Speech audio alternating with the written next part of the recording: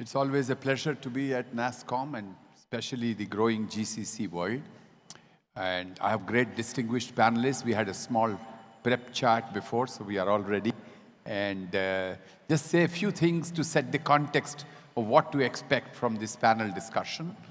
It's very interesting that we discuss currency of future talent. So I was jokingly saying it could be cryptocurrency, which is the real currency of which everybody is looking at. Currencies have been changing. Let's understand this. You know, we started with stones, and then we went to shells, and then we went to silver, and then gold, and then barter, and rupee, notes, and we are now into digital currencies and also, you know, cryptocurrencies. Much like how the world of currencies change, talent has been valuing different things at different times. Talent in my time, we valued only job security. And after some time, we valued promotions. After some time, we valued extraordinary, disproportionate salary growth. After some time, we kept on moving to skills and being more mobile and marketable. Not that any of the old currencies lose their interest, but new currencies take over. So at some point of time, companies were able to offer agility and innovation and skills associated with that to make people more marketable, more growing, and therefore liking the jobs in environments that supported it. But now we are in a situation where we have to find what will be the Gen Z, what will be the new future of talent. Future talent will actually look for at the workplaces, especially GCCs which drive large amount of new employment, would be particularly concerned about how to attract the best of the talent and get them the value that they value most, which is the new currency. That's the context of this discussion, and I largely depend on my very experienced and distinguished colleagues on the panel to kind of probe this topic a little bit. We only have 35 minutes, so it will be largely a rapid fire. And so for now, if I can start with Sangeeta. So what do you think will be the future currency? So yeah, good context there, Professor. Just to think back on this, right? I think while we have throughout the day-to-day talked a lot about tech skills, and we've talked about, you know, those are becoming sort of table stakes for all of us in the GCC space, you know, whether it's AI or cloud or whatever from a data and AI perspective. But I think what's sort of changing in this fabric quite significantly for us as we see this is an evolution of recognition of human capabilities. You know, as you know, AI progresses, internet has progressed, knowledge is becoming more and more democratized. So a sort of an edge on knowledge or a premium on knowledge is going away, or not so significant anymore. And therefore, opportunities of people who are showing, you know, the new skills are going to be really creativity, analytics, resilience, empathy, are those human skills which are becoming more and more critical and will be the trend of the future. As we deep dive into data at BNP, actually looked over the last 5 years, we really saw that over this period of time, we are beginning to hire these sort of skills, even not with a definitive approach to do that, but if you start looking at the data sets and what skills you have hired, there is a silent sort of move into this direction of people that you're bringing. Besides the tech skills, what else are you looking for? You're seeing this sort of trend evolve. But on the other side, like you said, what else? What is the Gen Z looking for? What is their ask? And you know, when you start thinking of it, there is, of course, the flexibility and autonomy piece. I want to use my skills the way I want. There is need for personalized growth plans. People don't care about your career ladders anymore. That's not important. You know, they want where they can use their skills and they should be sort of compensated or rewarded basis that, not basis tenure, not basis hierarchy, not basis their degrees anymore. So that's evolving quite a bit. And therefore, organizations have to start viewing this differently. Another thing which we see quite significantly come back from feedback from people is how are we linking the work that they do to sort of impact and you know, how are they really making an impact? How is it tying back to their personal goals. So I think those are sort of evolving things. 8 out of 10 people we know by 2030 are going to need some sort of reskilling, upskilling, because there is core disruption in the skill areas, like we said. So the need for us to continuously evolve on that and see how you're investing in training will be an important element as we go along. So that's what I would say. Excellent. That's a very comprehensive input she's provided. And what I like most is that you kind of took both the perspectives. What are employers looking from talent? And what is talent looking from employers? Absolutely. Employers are, and hopefully employers are talented enough to remain human first, to look for humanity in others. So in a rising world of AI, agents, and robots, there is really a threat to staying human. It was not easy earlier too. We were not particularly very human. But now that we are threatened by AI, maybe there would be an urge in us to re-establish our supremacy as human beings and bring those very unique qualities which hopefully AI will take some time to replicate, to cry, to laugh, and to kind of be the most spontaneous speakers like this who won't need a prompt but could kind of probably come back and do something. And that is the humanity you're looking for. And also on the other side, people will look for flexibility, skills, and opportunity to grow. But Balu, this flexibility, employers have taken different views on this.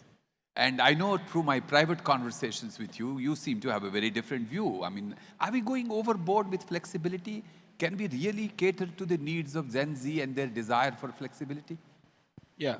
So first of all, I think just for those of you who don't know Walmart, we are a people-led, tech-forward, omni-channel retailer that's dedicated saving people's money so that they live better. That's our main purpose. We operate in more than 14 countries. We have more than 2.1 million associates across all the locations. So talent is an integral part of everything that we do. Our talent, our associates, are one of the biggest strengths. I think before I actually come back and say flexibility, I do want to piggyback on the first question, which is like future currency of the talent, Absolutely. and then come back. The way I look at the future currency of the talent is really in 4 dimensions: ability, agility, aspiration, and finally collaboration. Right? Then I look at ability. The fundamental is that, as you rightly called out, I think it's evolution of the talent that happened over a period of so many years. Now the script is changing in such a way that companies are looking for not about just what you deliver, but how you deliver. So there's a big script that's being played. Companies are no longer building products. They're building platforms. What is that skill? What is a platform mindset that anybody needs to build to transition from point A to point B is an ability that talent should actually strive for. That's number one. Second thing, agility. I think a lot of organizations continue to give different varieties of opportunities. When you work for a retail organization, the spectrum is humongous. You're starting from supplier, merchandising ecosystem, to replenishment, to fulfilling in warehouse, to distributing to stores, and then on the other side of the funnel, you have customers who are shopping and fulfilling their demands. On the third side of it, you also have something called suppliers, and other sellers who are actually powering your marketplace. So it's a large ecosystem of teams, or technology teams, I think that you are equally going to power. So to me, agility is somebody definitely not just focusing on one aspect of the problem, but companies of different sizes, ability to give that spectrum of opportunity, so that becomes the future currency of the talent. So they appreciate everything that happens around, across all dimensions of the business they are in. And the third thing is aspiration. It's equally important that make sure that people show their aspirations and companies actually pave a path to trying to do like different things and different initiatives. So the aspiration fueled with ability and agility is what makes the future currency of the talent. This is all great dimensional measurable attributes, but there's one attribute that I don't think it's directly measurable, but it's equally important, I think, which Sangeeta also mentioned about human aspects, which is collaboration. Collaboration is, for sure, is going to be the fundamental key on how an organization becomes either successful or unsuccessful. So, like, for example, at Walmart, we identify ourselves as we are one global tech. It doesn't matter which location we are in. We always look at ourselves as like, there's one global tech organization. We are working on common set of the problems to actually either bring delight to our customers or provide value to our sellers or suppliers or to make our associates very happy, right? So that's the focus that we are in. I think these are some of the character traits. To come back to the flexibility, I think it's evolved over a period of time where the world has come. I mean, irrespective of our conflicting point of views, but clearly, I think there is a happy medium. So I don't think there is a left-hand side is the right answer, the right answer. There is going to be a hybrid model that I think is becoming largely popular, but time will tell that what is the right future definition in terms of flexibility is concerned. Especially, you touched about the Gen Z point of view. I think it is an integral part of how you expect your associates to show up and then behave themselves in corporate settings. So I think it's going to be a very, very key and vital aspect. Excellent, excellent. So agility, ability, aspiration, collaboration. 4 pillars of the talent that you're looking for. That's from the employer angle, literally, for the talent. And from the employee angle, particularly for Gen Z, there is this flexibility. But a word of caution. Flexibility can't be irresponsible license to do whatever you want, isn't it? So obviously, you earn your right to be flexible when you pay your duty to comply. And so this is how the 2 things have to be balanced, is what you are saying. Very good, very great contribution to the discussion, Jahabia. May I now turn to you, look at your perspective on what would you value from talent and what would talent value from organizations? Thank you, Dr. Chandra. And I always believe when you're the last one to kind of respond to something like this, you generally have already your esteemed speakers who have already covered quite a lot of the stuff here. But let me just break this up in the way I kind of look at it, right? Because we've been through this journey for the last 30, 35 years. A lot of us here have actually had successful businesses, and therefore we are where we are today because we are calling ourselves as capability centers and no more really an arbitrage, which used to be once upon a time pretty much what it used to be called. So when you really look at the shift that is happening in India in terms of, and that's where the talent comes in, because the core principles, the core of every organization is the talent, right? Because without it, especially in M&G Global, and I'm sure most of the organizations here, we truly believe talent is really the core. And in fact, we've articulated, when we talked about in terms of talent and people, we've articulated actually 3 behaviors, and I want to call that out because it's really important how it links when we talk about how the culture we are kind of creating. It is more like tell it like it is, move it forward together, and own it. So, we actually talk about these 3 behaviors, and that's how we think about our talent as well in terms of how they kind of really communicate to us. With the GCC shift that we are seeing, with more of us having more global roles in the organizations, it's a lot more responsibilities that are kind of coming into India. And for us to be leading the way, leading the path, to make it feel like one organization, irrespective whether it's a global organization, irrespective of where you're sitting and what you're really doing. I think a lot of the stuff that Sangeeta as well as Bala spoke about, flexibility, collaborations, the technical expertise, I think putting all of this together, it does become sometimes a little complex in terms of how am I thinking about the role, how am I thinking about what I'm really here to do. And I think it's also with all the upskilling that we talked today and the Gen Z that we've spoken today, I think people have started breaking skills into a lot more definite skills.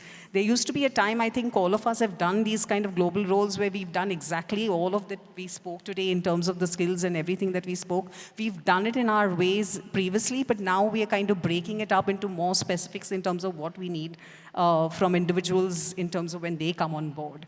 And I think all these different 3 significant changes and shifts that we are making is kind of really important to really see how the talent then kind of really comes in, is the way I would put it. I will certainly like to follow on this last idea of how do you break down the skills, because, and that, let me say something to kind of move to the next segment of the discussion.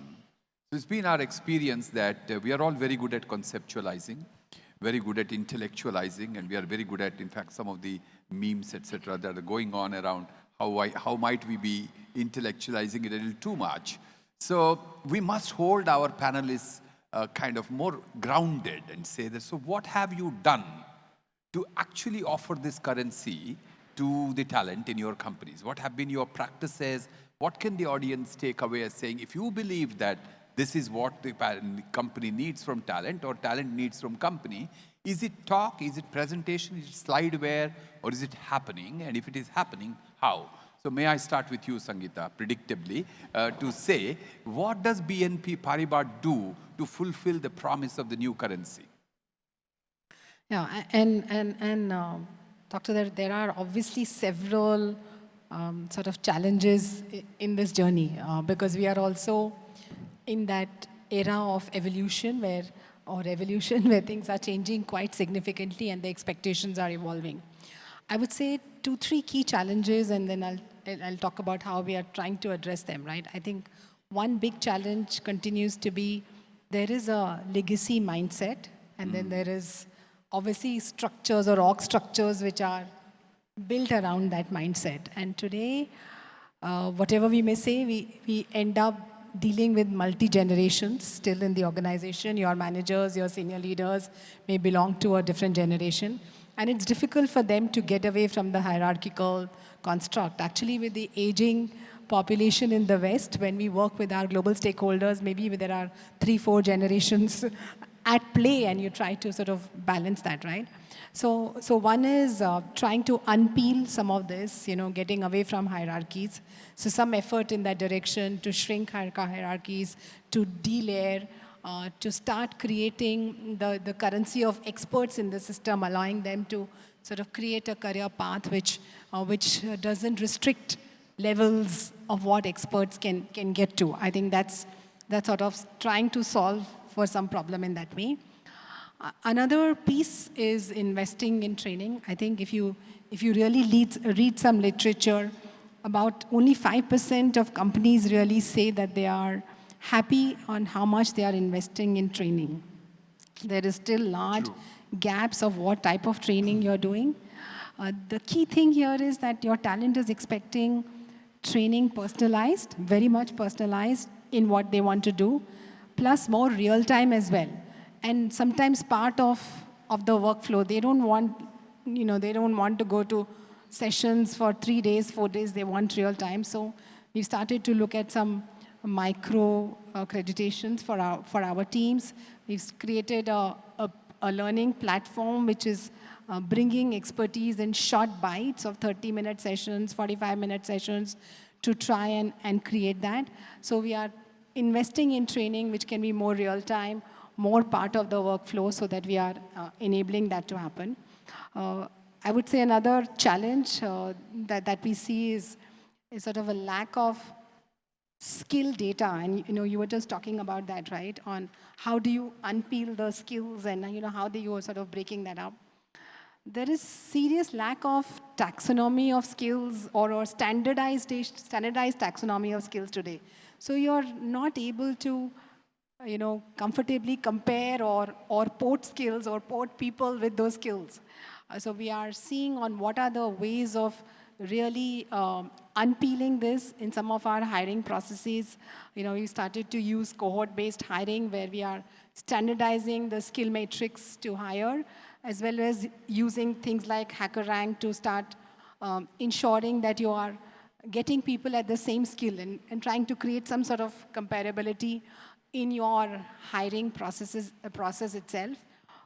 This year in our hiring of interns as well, we went through a 24-hour hackathon process, just got people from different colleges, not so concerned about what their sort of ratings or rankings were, but what they actually delivered, what sort of solutions they delivered. So trying to go away from that just a degree mindset to saying, okay, what are you really delivering?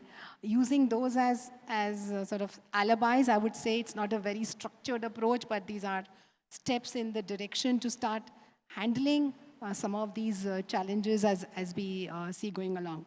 So that's what I would say. That's so nice. So very, very specific actions, very credible set of actions. And I think we all appreciate that one of the main things that talent will value going forward is less and less of hierarchy.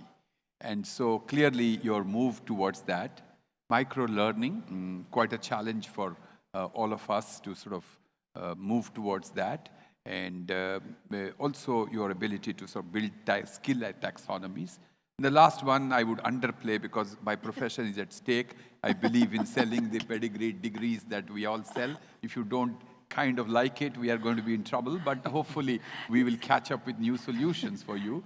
Yeah? No, but Professor, if you go back, right, I think now you look at almost 20-30% of companies saying they're not doing degree-based hiring anymore, indeed. right? We understand. We understand. We'll also change our grades to skill certificates, and that probably will solve the problem. But anyway, I understand degree was never anyway a guarantee for anything. So what in the same spirit, if you could also, Walmart, being a global organization, you set many practices that seem to be something that we can all learn from. Yeah. So how do you build this aspiration, agility, etc., or any other thing that you think will tell us about how do you create the value for talent? Absolutely. I think this is a great question according to me, especially in the context of GCCs. Yeah. Because in essence, if I have to translate the question, it is like, how do you continue to stay relevant? Right? Yeah. On a lighter note, I'm trying to stay relevant at my home. My wife and daughter refuses to acknowledge that. But I'll try for that one other. Someday I'll win that battle. But minus that, on a serious note, according to me, the staying relevance or what companies should be doing and what we are doing specifically, there are three visible dimensions, one invisible dimension. I think, according to me, all four are equally important. The three visible dimensions are, I call as enhancing, and I call it as experience, and then the third one is called empower. So let's talk about enhancing. Enhancing, I think, Sangeeta, you talked about it, like largely about trainings. So it's a persona-based training, right? Like we do have different spectrum of people. We have software developers, entry level. We have software developers at a different level. We have first-line managers. We have senior managers. And in fact, we were working with ISB to a cohort of program for all our directors and above, just to tell them what is expected of the future of the leaders, right? And we have specific programs, mainly meant for like technology, strategy, and operations. So there is a different kinds of skill enhancements that's required based on persona. It's not like one size fits all, especially it's a very, very rapidly evolving. I know you briefly talked about like Gen AI. I don't know what is that going to morph into, especially when you look at skill set. Are we all going to be, prompt generators? I don't know. But clearly, persona-based training is going to be a very, very important. That's what I call enhancing. Like you already have certain skill, you bring it to the table, but we continue to enhance the skill. That's an important investment. The second thing is about experience, especially in the context of retail. Domain knowledge is very important. I'm sure it's the same case in financial world. I'm sure it's the same case in everywhere. How do you teach somebody retail? It's easy to teach a skill like Java, AI, ML, but it's very difficult to teach a retail because you got to be an operator. You have to understand. So we do varieties of programs. What we do is we actually have different levels of certification. Some self-paced learning, and we also do some experience-based learning. So what we also do is that we actually travel every year, at least a good handful of associates. We take them to United States, and we tour them.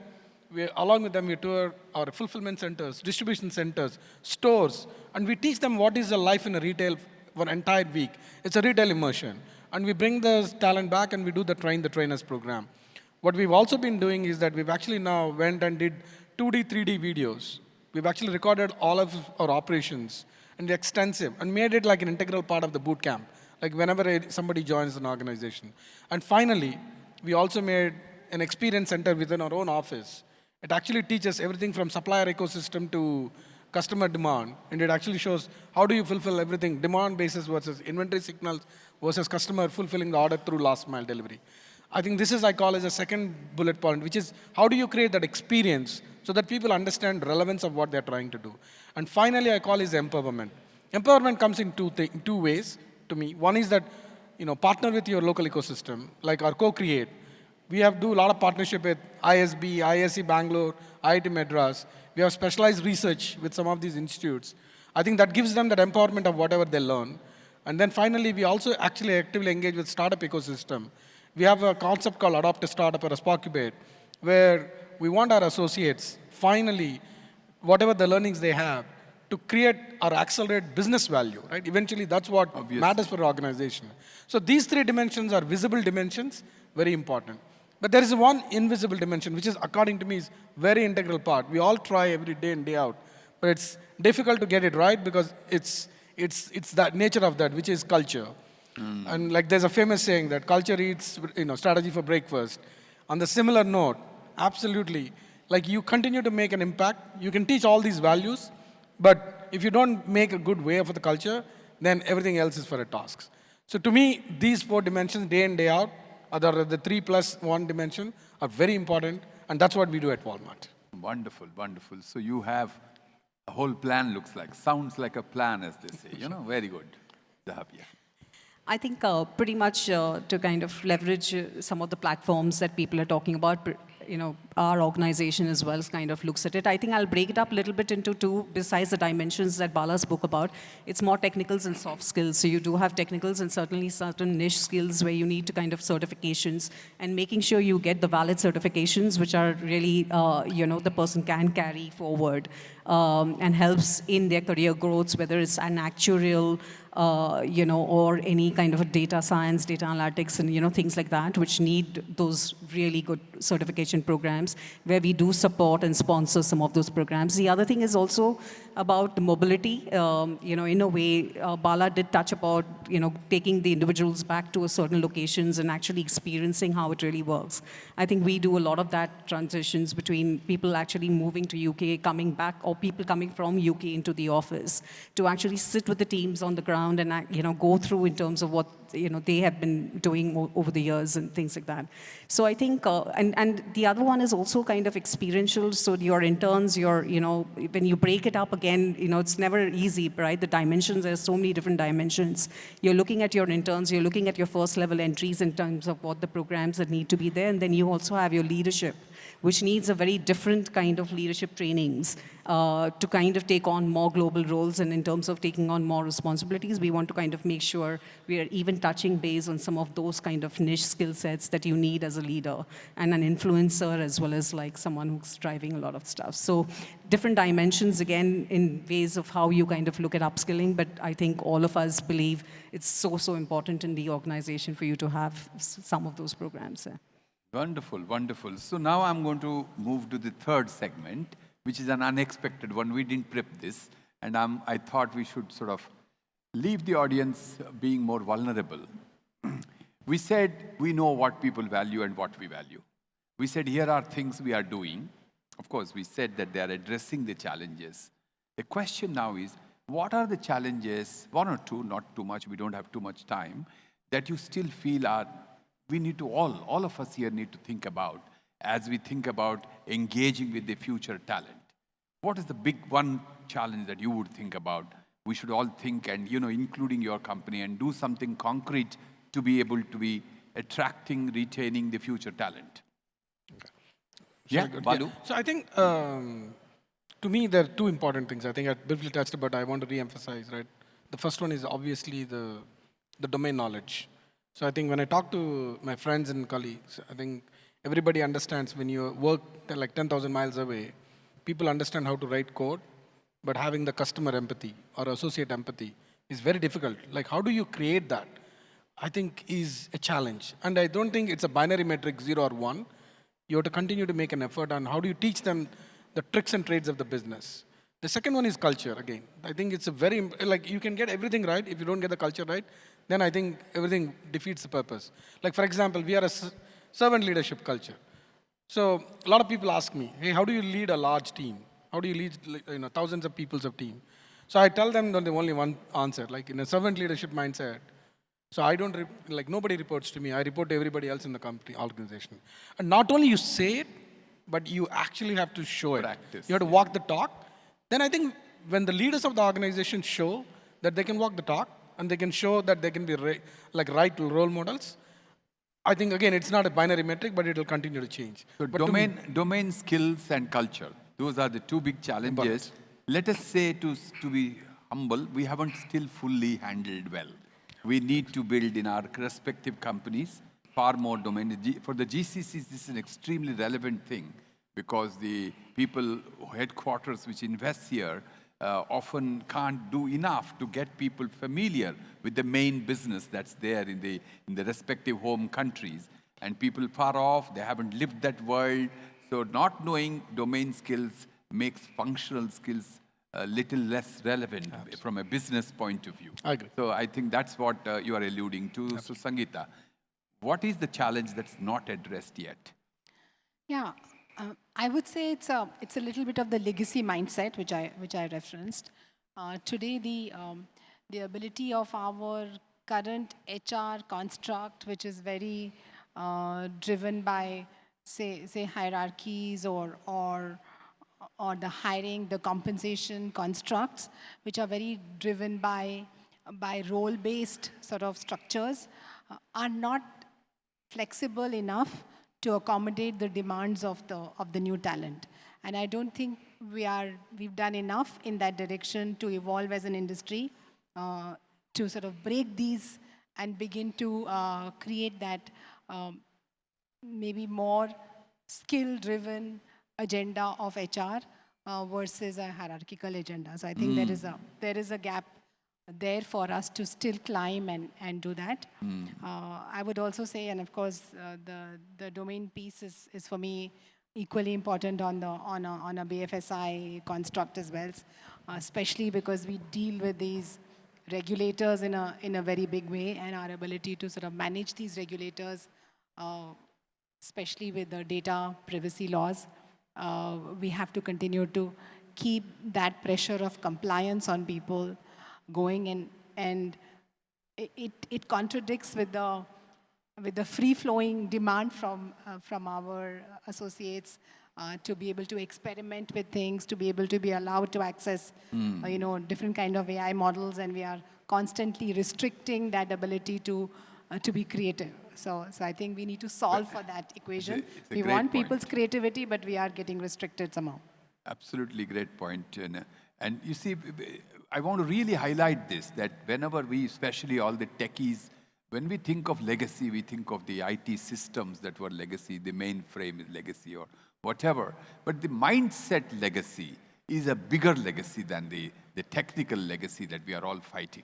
And among the various mindsets that seem to really haunt us, GCC is the latest version of an organizational form that seems to take the world by a storm and India by a storm. We have a huge opportunity, not just to do business in a different way, but to manage organizations in a different way. And that's what is that is the opportunity of GCC, to lead the way people are managed.